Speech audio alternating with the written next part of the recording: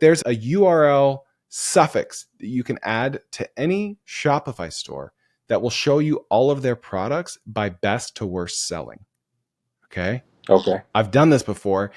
So basically use builtwith.com to find a bunch of Shopify stores. And then you're going to take a spreadsheet, put all of their URLs, and then use the concatenate function to attach the same URL suffix to all of these different Shopify store URLs. And then you'll be able to see, you can do this manually or hire a VA to do this, exactly which of their products sell the most in that current moment. Welcome to the Kerner office. We had 5 call-in and or pre-submitted questions from entrepreneurs and wantrepreneurs today. The first guy had a really genius product idea that he wants to develop and sell on Amazon, but he had no idea where to start. Next guy wanted to know, how can I find niche products to sell that no one else is selling? Maybe people are already selling them, but they've got some pain points that I want to fix. Third person was a pre-submitted question about using Amazon FBA, as in fulfilled by Amazon, to make passive income. So that's 3 in a row that all develop around selling e-commerce stuff on Amazon or Shopify or developing products. Pretty cool stuff. Fourth person has a tutoring business growing exclusively through Facebook groups and having some success, but he needed advice. He's a young guy. He's in college and he's doing well, but I gave him some tips. And the last person was pre-submitted asking about, what AI business should I start? What AI business would you start, Chris? And so I gave him 2 decent ideas. And I hope you like and subscribe and share this with your friends, including your grandma, because we all love your grandma. Hey, how are you, Gil? Good. How are you? Good. Thanks for joining. Yeah, thanks for having me. So if I pull up your question, I don't really know anything about you. You've got an idea and you want some feedback on it. Yeah. So basically, I've been a entrepreneur for 10 years. Life's been busy with the kids. Got a 4-year-old son who has autism, so he's taking up a lot of time. We got a 20-month-old, but we're getting to a point where I have some time to finally start to do a project for myself. I've done other things in the past where I started things up. Nothing really took off. Freelance graphic design, like renting a trailer and outdoorsy kind of thing. But I'm interested in starting like an item to sell on Amazon. Okay. So I just have an idea. I guess I'm looking for a little bit of validation for my idea. And if it's good, maybe what would be the first steps into like having it made? Okay. So before we talk about your product idea, what first gave you the idea to sell something on Amazon? I just, with the amount of time that I have, because I could always try to do freelancing, but I'm just like with the kids and everything, I just wanted to do something where I can sell an item and just be on the back and not having to deal with like clients and stuff like that at this point in my life. The ever elusive passive income, right? Well, yeah, I guess elusive passive income, but I mean, obviously I know that it's going to be a lot of work. Yeah. So yeah. Was there do you follow someone on social media that has been talking about this? What first gave you that idea? For like doing an Amazon item? Well, I've been listening to, Noah Kagan. I read his book. I've been the Ramit Sethi, Tim Ferriss and all that. So I wanted to address a pain point that I was having in my life. And so that's where my idea was, well, it'd be awesome if I had this product even for myself. There has to be someone else out there that has the same pain point as me. Yeah. Okay. All right. What is your product idea? So I have, it's an issue with my glasses. I have 3 pairs of glasses that I use and they're scattered all over the place.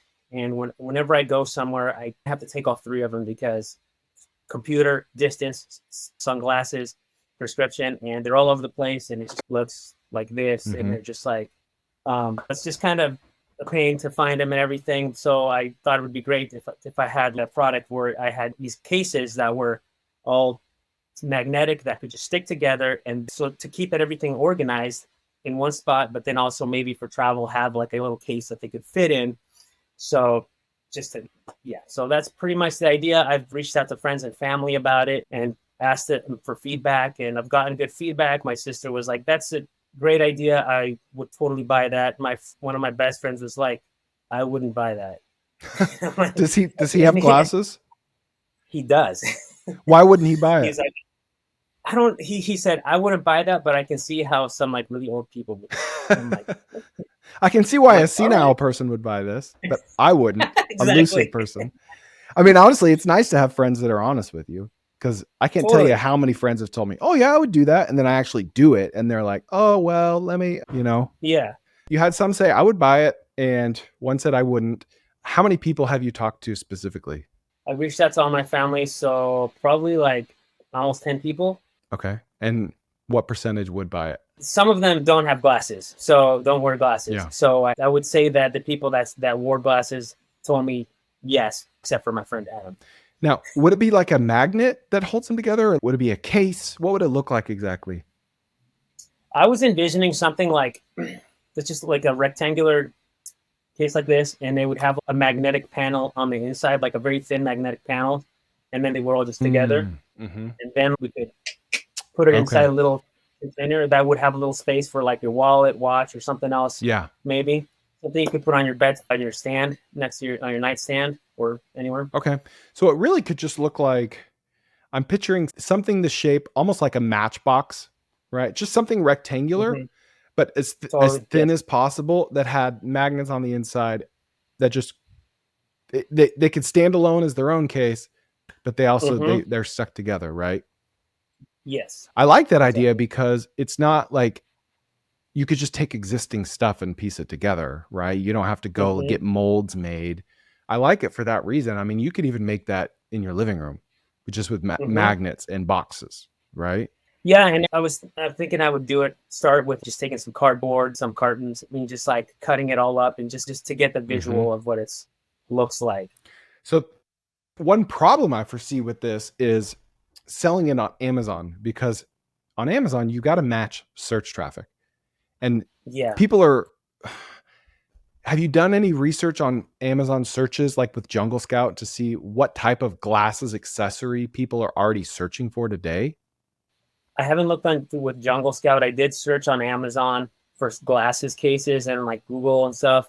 I didn't see a product like this out there that existed yet, but I feel like it's so that it was like hard to keyword search it. Yeah. Something like this. Okay. So, because you can look up glasses cases and you're just going to pop up generic cases. Yeah. So I'll tell you all the reasons why I do and don't like this idea. I like it because you could put it together in your living room pretty easily. You could buy existing things and put it together. It's cheap. It's cheap to buy. It's cheap to make. And it serves 30% have glasses, maybe 20, 30% of the overall population. You could ship it fairly cheaply. It's lightweight. It's under 13 ounces, which is key, which means you can ship it with USPS first class, which is significantly cheaper than priority. So I like that. Why I don't like it is, another reason why I really, really like it. The biggest reason is it's very short form viralable, right? In a 5-second clip, you could show people exactly what the value proposition is. And so I feel like that more than outweighs the lack of search traffic on Amazon for it. If you get this in the right hands on Instagram and TikTok, it could go massively viral. The problem with that is that you're going to want to push them to Amazon as opposed to a Shopify site, because that's where people are comfortable. And so you've got to name this something very specific. And so you're going to create Amazon search traffic instead of try to piggyback on something else. And so I would make it like something with the word mag in it, like mag case, or just something silly like rhino case, something. I would do a lot of research on the name. I think the name is incredibly important in this case, whereas most of the times I don't think the name is very important. Make it something very brandable, like with a color or a shape, or like purple rectangle or purple rhino or something, to where when you go into Amazon today and you start typing it, there is no autocomplete. Like Amazon doesn't know where you're going with it. Because you can, it's just hard to link to things in short form video. So you just want to call it something so people know what to search for. Now, then eventually you can have a Shopify site, which is the same name. And I would definitely recommend getting only a .com of that name, like not your name plus case, but like just yourname.com. So then, because some people are going to go to TikTok to search it. Some people will go to YouTube to search it. Some will go to Amazon, and some will go to Google to search it. You want to be creating all of that search traffic from a brand new invented term. I really, really like that about it, because I've seen stupid short form videos of products like this that have 30 million views, 50 million views. Yeah. Perfect case study for you. Kevin Espiritu. Do you know who that is? No. He founded the Epic Gardening channel. He was recently interviewed on My First Million, and he sells a very viral product that's like a knee brace that helps you kneel in the garden better. And they cannot keep them in stock. And the reason why is because A, it fills a need, and B, it is so viral videoable. All right. It is just so easily, it so easily portrays the value proposition in 5 seconds or less, even 3 seconds. His video is just like someone kneeling in the garden with a brace around it. And it's like, I get it immediately. Yeah. I need it. I want it. It's springtime. I'm gardening. Product market fit, product audience fit, viral video fit, all of the above. So I really like the idea for that reason. Why I don't like the idea is it could be copied. Okay. So someone could see your viral video and then just start piggybacking. And I think if you're first, you will stay first, but they're just going to start chipping away at your market share. And I don't like that you can't sell it for that much, because if you wanted to lean on paid ads for this, you need it to be like at least a $50 product, which this is not, right? Yeah. What do you think this would be at? 20 or less. I think it just has to be cheap. Yeah. It couldn't be try to make it like a bit of a luxury item or something that was like super nice and like. You should have two versions. You should have a super like a leather or pleather version and then a plastic version. I think a lot of people will upgrade to the nicer version once they try the cheap version and see that they like it. I do think this is a good idea.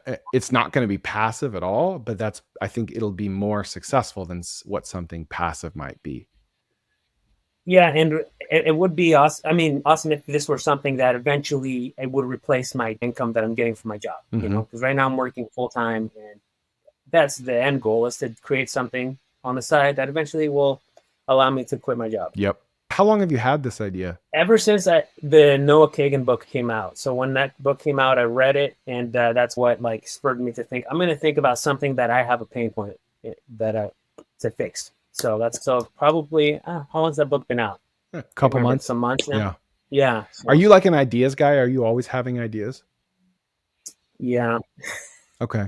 I mean, that's okay. And if this is one that you just can't get out of your head, then I think that's sending a signal to its efficacy. I'm an ideas guy, but a lot of them just come and go. But if it sticks around, then I got to do something about it. Okay. Yeah. So building it, like you're saying, just create some prototypes at home and to start off. Well, what would you think would be the next step after that? I would try to make like 100 in your living room and try to sell those to friends and family in Facebook groups or whatever. Start doing a lot more market research in Facebook groups for people that might buy this and on Reddit, and just learning either by posting and asking or just reading old comments what they would like this to look like. And then I would make 100. I would sell them to friends and family and ask for all the feedback in the world, make changes. Maybe they're going to want round corners or something, make changes based on that. And then find out how long it takes you to assemble these things from raw materials to finished product, and assign that into your cost. Like, all right, if I sell this for $20, if I pay someone $20 an hour, being conservative to put these together, I can do 10 an hour. They're probably only going to do 5 per hour. So if I'm conservative on their wage and I'm conservative on the time, it's going to cost $1 per labor to put these together. It costs $4 to make them. I've got a 75% gross margin. That's a really good margin. If I add in shipping, that cuts my margin to 50%. Do all that math and then start to play around with actually selling these on Amazon. And I would just list them on Amazon, see how it goes, see if you can capture any organic traffic. And then phase 3 would be try to get this video in the hands of someone that can make it go viral. Just start DMing people, or on your own personal account, or make an account you definitely want to make an account just for this product, and then see if you can push some ads behind it on Instagram Reels.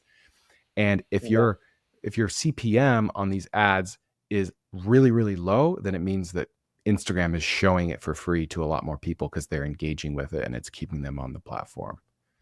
Most times I don't recommend you push like Instagram Reels via ads, but this is a paid product, and that you will want to do that with this.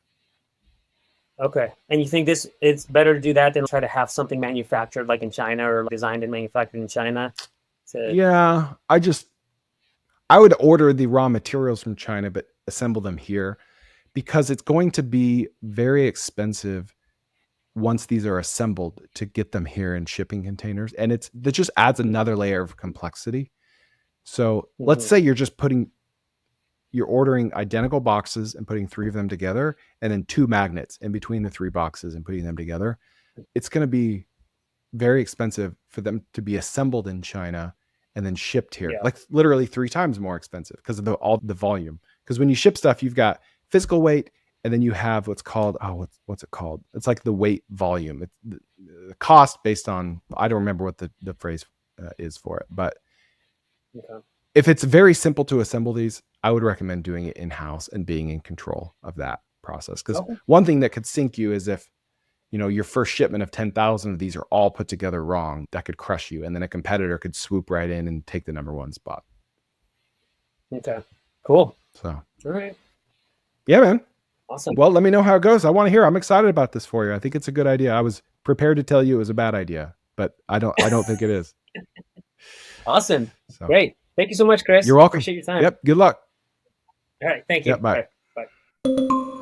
All right, Nat. I'm letting Nat in. Nat, how are you? I'm good, and you? I'm good. So your question is around finding products with high demand. So why don't you tell me exactly what you're looking for? I'm used to finding demand for apps, right? Mobile apps. But I don't know how the physical goods work. So, for example, when I want to find demand for a mobile app, I want to go to search ads or Sensor Tower to find that, okay, the ad has a good search volume. But for physical goods, I don't know, right? Do you go to Google keywords to find that this product is actually good? Or do you go to Facebook search ads to find the demand? Because otherwise, it's a waste of my time to focus on a certain product that I know that will not have demand. Yeah. That was it. I'm naive about the physical goods. But you do have experience with the apps, you're saying? Yeah. For intangible goods or mobile apps, yes. Now, are you just trying to resell existing products that might be hot or trending right now? No, not really. I'm more like a creator. I like to create my own product, but then starting from something existing, right? So improve on something that already exists. Okay. So you want to find a popular product, people are already buying, might have a deficiency of some sort, and then you want to put your touch on it and make it better and then sell that. Yeah, exactly. Okay. Have you looked at Jungle Scout yet? No.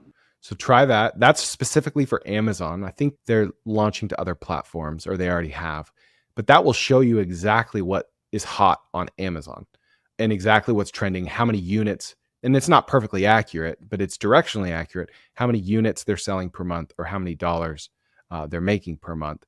And then you can also go to Alibaba and AliExpress and Temu and look at what they're pushing the most. Like start searching different categories and start paying attention to how they're ranking your search results, because that's probably what's popular right now. Furthermore, there is I don't remember this, so you're going to have to Google it, but there's a URL suffix that you can add to any Shopify store that will show you all of their products by best to worst selling. Okay. I've done this before. So basically use builtwith.com to find a bunch of Shopify stores. And then you're going to take a spreadsheet, put all of their URLs, and then use the concatenate function to attach the same URL suffix to all of these different Shopify store URLs. And then you'll be able to see, you can do this manually or hire a VA to do this, exactly which of their products sell the most in that current moment. Okay. I'm also interested in the competition, right? Because in mobile apps, you can see the popularity, like people searching for this product, and you can also see the competition, right? So by definition, when I see high volume of search but high competition, then it's a red ocean, right? It's more difficult to compete. You have to compete with price or with ads, I don't like those games. So I was thinking, is there something similar that I can find? High volume search, but low competition? Like maybe Shopify, for the high volume, they have a lot of stores that are pursuing the same customers, right? Right. Is there a way to do that? I believe so. I know there are tools out there that do that. Nothing is coming to mind offhand, but there's a tool called, I think, Gummy Search, which does that for Reddit. It will show you what topics are talked about the most in any given subreddit, and like what comments have certain like appearances, a certain number of appearances for specific products or comments within subreddits. Okay. So Gummy Search works great. But as far as finding out how much competition there is, I know that Jungle Scout does that on Amazon. You can see how many, it will show you right there in the Chrome extension, how many sellers sell that exact product. And then I think you can even add products to like your watch list to watch over time to see if they're going up or down in popularity or competition. Yeah, this Gummy Search looks interesting to me. Yeah, it's pretty cool. But then, hopefully you don't mind me asking this. That Reddit is difficult to self-promote, right? So how do you use this Gummy Search? You find where the demand is, so is there a way to self-promote on Reddit that you found? Yeah. So I wrote a newsletter on this like 4 or 5 months ago. So if you go to newsletter.chrisjkerner.com, there's one specifically about how to go viral on Reddit. There is a way to do it. It's very replicable. You just have to tell your story and show people what you're building in a very informative way with a good hook and a good title. And then once it starts taking off, then you can edit the post to add a link directly to your product or service. But if you put the link in there in the beginning, then it will never take off because it's too obviously promotional. Do you put the link in the first time that you write the post, or at the end you edit the post? No links at all. Like in the beginning, it just looks very value add. And then at the end, you're like, edit. Oh, wow, this is taking off. Thank you so much. For anyone asking, because a lot of times the comments will be asking, like, what's your product? You know? I see.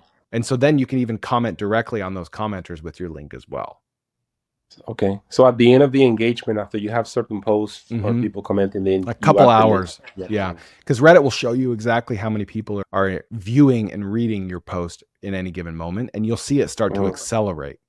And so if it never accelerates, then there's never a point to add the link. But as it's like, all right, 100 views an hour, 1,000 views an hour, 5,000 views an hour. And also you want to go in the subreddits and sort by top posts, by month, by day, all time. And you want to make your post a lot like that one, right?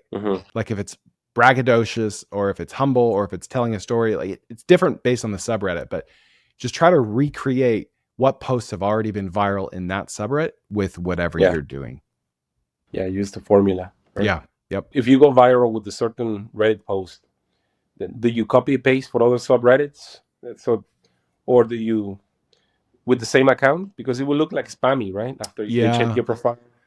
You do have to use the same account. Most people are not going to check your profile. You just have to do it in the right way because it's really hard to have a lot of Reddit accounts that have good karma. You can buy Reddit accounts, and I've had some luck with that, but eventually they're likely to get banned if you keep doing that. And that reminds me, I have 10 minutes, right? So yeah, you're good. That reminds me that the Google SEO algorithm changed, right? Which to me, it's like prioritizing organic content produced by humans, right? Because people have used the AI organic content, quote unquote. What are you using now for SEO to rank high in SEO? Are you posted on Quora? No, we haven't changed anything. Maybe we should, but we haven't really seen a hit yet. So you haven't been hit. Okay. I think it's still pretty early as far as like the AI changes are concerned in SEO. Yeah. Okay. Yeah, sounds good. I'll check this Gummy Search. It looks interesting to me. Yeah. And I'll check the Jungle Scout. Yep. Thanks for all the good advice on Twitter. Of course. I always like your post. Thank you, Nat. I appreciate that. Yeah. All right. We'll see you later. All right, man. Thank you. Bye. Bye. All right. I love this question. I'm 24, W-2 finance job. Eventually want to start a business of some sort. I'm married with a baby on the way in the fall, which does limit my risk tolerance. However, I'm not afraid to take smart risks. I'm looking to build something in off hours from work. A business that's promoted often is Amazon FBA or retail arbitrage. I haven't heard you speak on this in the past and was curious your take. Could this be viable for making a 5-figure income on the side that could give me leverage to jump into something else? Or does the capped ceiling make it less attractive option compared to other alternatives? Would love to hear your thoughts. But also, if there are any go-to steps you would take if if you were in my position of looking to start in entrepreneurship. So, all right, I have many thoughts on this. He's asking if he can use retail arbitrage or Amazon FBA or whatever to make money on the side. So the previous caller just asked me about this, but he's doing something different. He wants to develop a real physical product that's unique that he sells on Amazon. And if you remember, I suggested that he assemble this in his house, import the raw materials from China, and basically own the whole vertical except the logistics and the third-party side of logistics, which he's going to give to Amazon. But the Shopify side, he will manage himself. I owned a third-party logistics company, and even I would not suggest to most companies that they outsource that, with rare exception.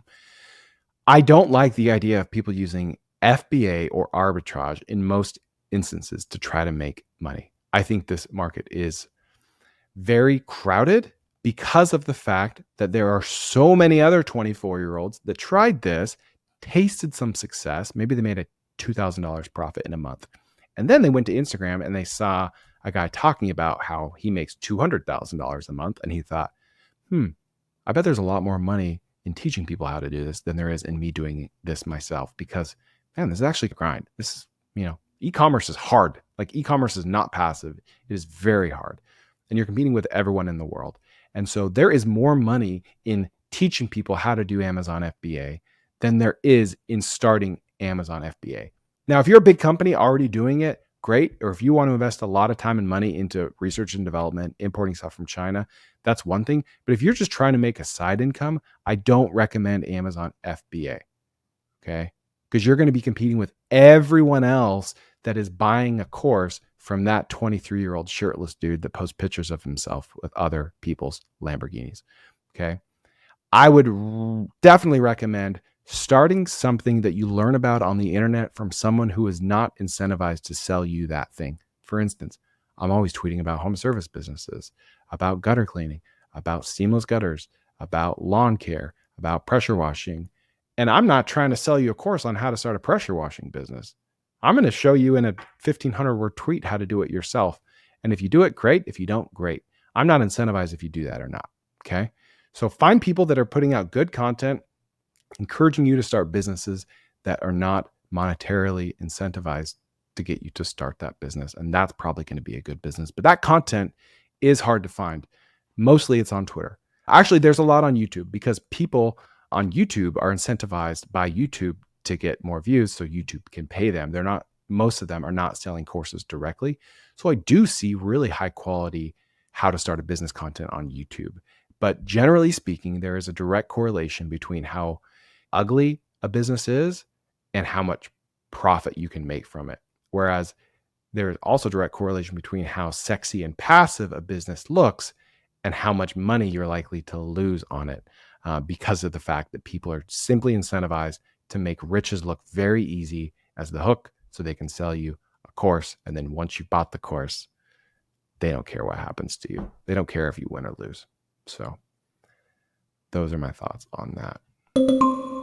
Hey, how's it going? Good. How are you, man?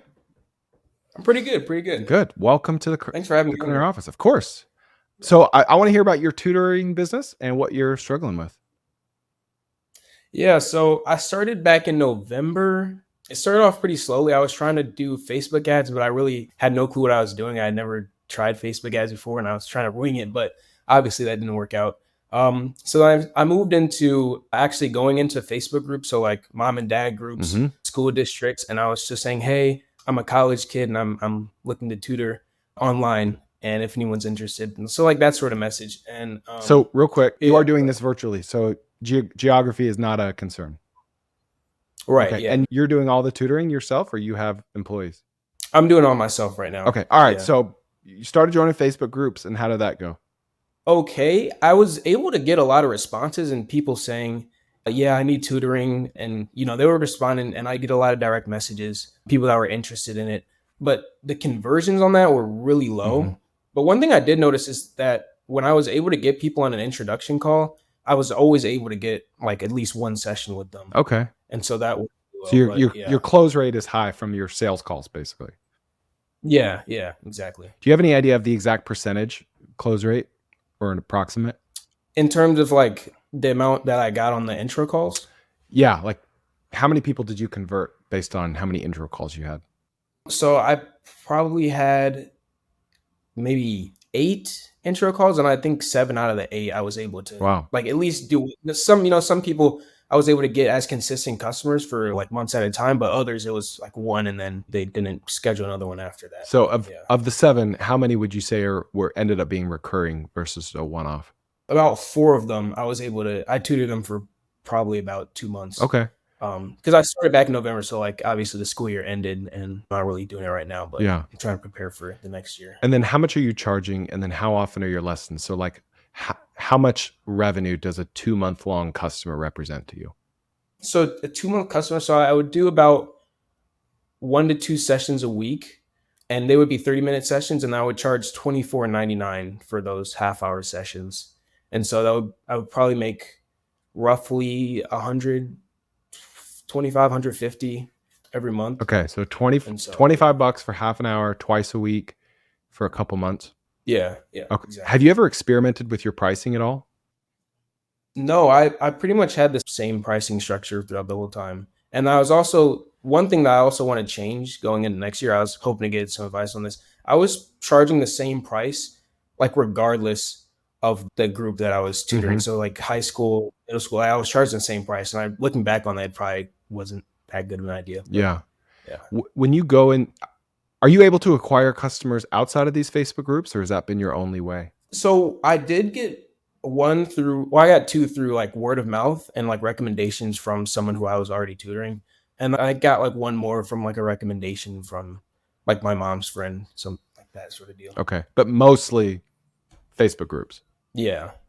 What is your pitch in the Facebook groups? What do you say to them? Yeah. So I have it pulled up here actually. So it says, "Hello parents, I'm a first-year student at WashU and I'm a virtual tutor. If your child could use some help in algebra, geometry, or any K through 12 math concepts, feel free to send me a message. I have availability every day of the week and I'd love to help." So that was the message I would send out to the groups. And that same message every time. Have you played around with it at all? Yeah. Well, I would say like, "Hello parents of insert town."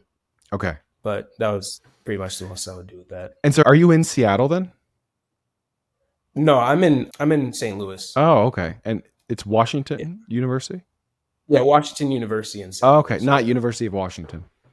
Not Okay. University of Washington. And are you posting in Facebook groups that are geographically nearby or no? I did, yeah. I did post in a lot that were nearby. I sort of started in this area and then I just went everywhere. You can probably look up a random school district Facebook group. You probably see my posts in there. Yeah. Okay. Now, what was the call to action at the end again? Or were you asking them to DM you?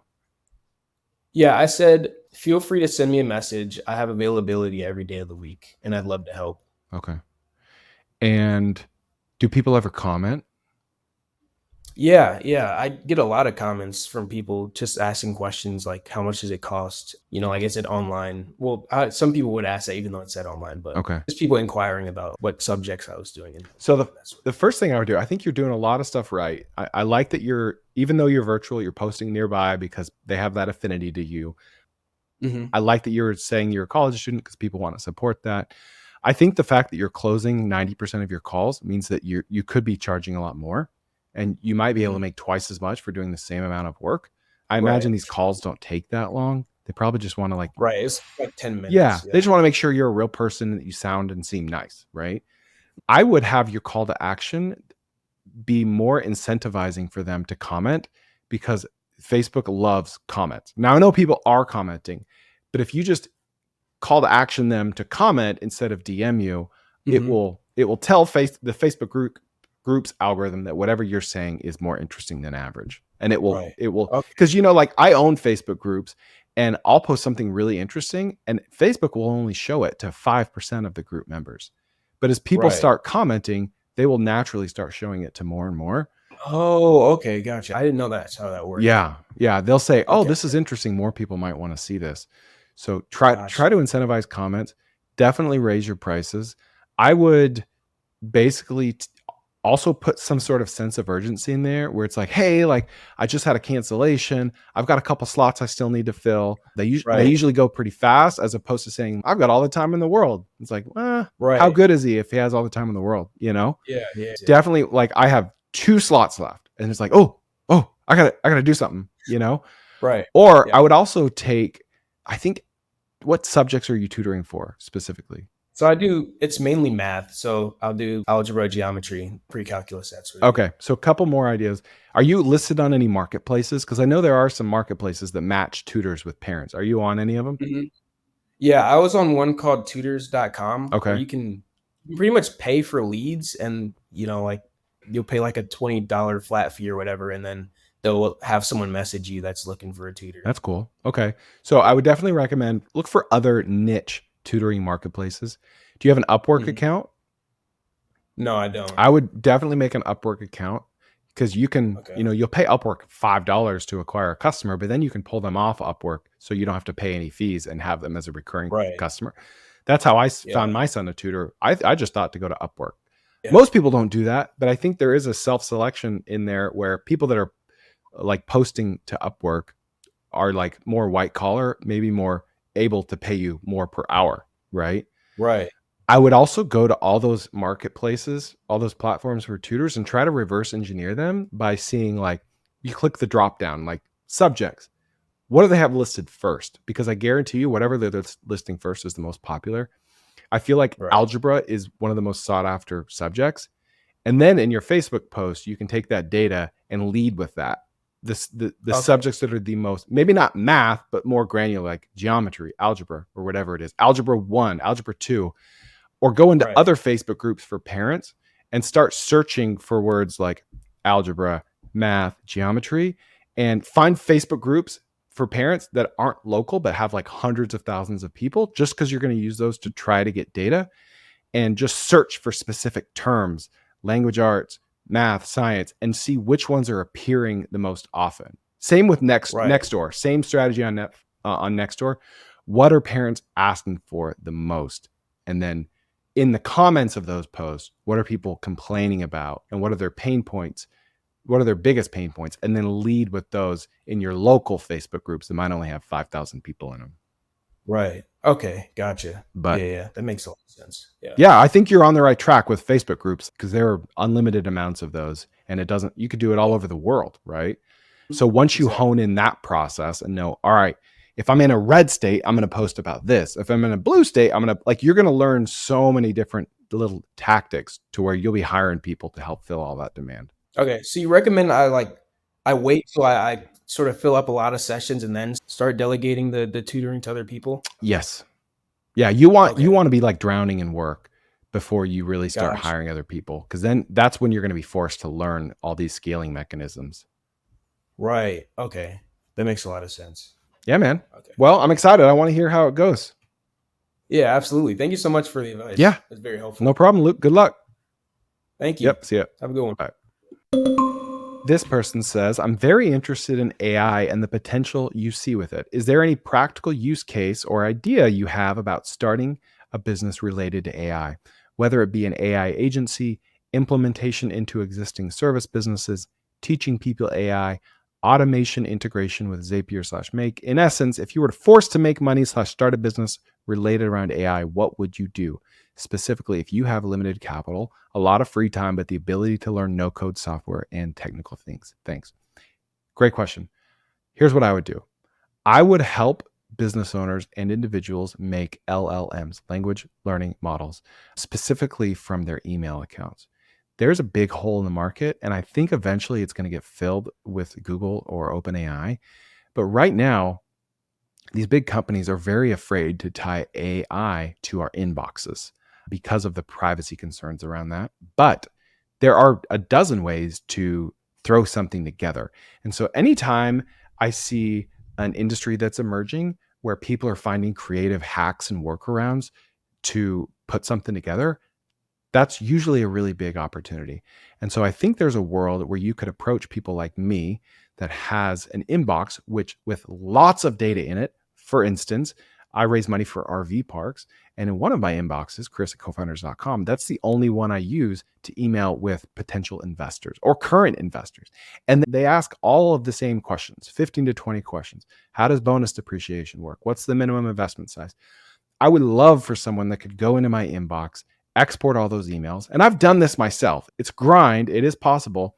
But but it takes a long time. And then it takes a long time to learn how to interact with that on a regular basis. Anyway, someone that could take all of my emails and segregate out the ones that are only with investors. And I don't want a chat bot. I want basically a repository of answers where I could just plug in answers anytime a potential investor asks that question. I think there's a world where you can do that as a service, primarily to businesses that have employees that are all asked the same types of questions. Chatbots have been around, they are around, but this is different. You need you can make FAQs out of your inbox or something like that. But I also really like the idea of automation agencies charging $2,000 to $3,000 a month to basically be that person that company calls on anytime they need an automation made. Maybe the automation doesn't use AI at all. Maybe it does. So for Texas Snacks, I built this thing that will automatically email customers the day that their package arrives. And then when they email them, it'll even include a tidbit about the city that they live in, so it does not look AI generated. And it has really increased our repeat order rate because people feel like they're creating a one-on-one relationship with the brand. Whereas usually when brands send emails, it's full color, splashy, looks very professional, but it's not personal at all. And I think email is moving away from that. So to answer your question, I see two things: help craft LLMs from AI and make the data in those LLMs very accessible, and just automation agencies that may use AI and may not. Because most small to medium-sized companies have automation needs, but they can't afford, or they can't even justify hiring someone that costs $6,000 to $10,000 a month. They'd much rather pay you $2,000 a month, maybe $4,000 the first month, and then $1,500 ongoing to fix things as they break, because they will break. Thanks for joining us on the Kerner Office today. Hope you learned a bunch, and I hope you subscribe and share with a friend, and we'll see you next time.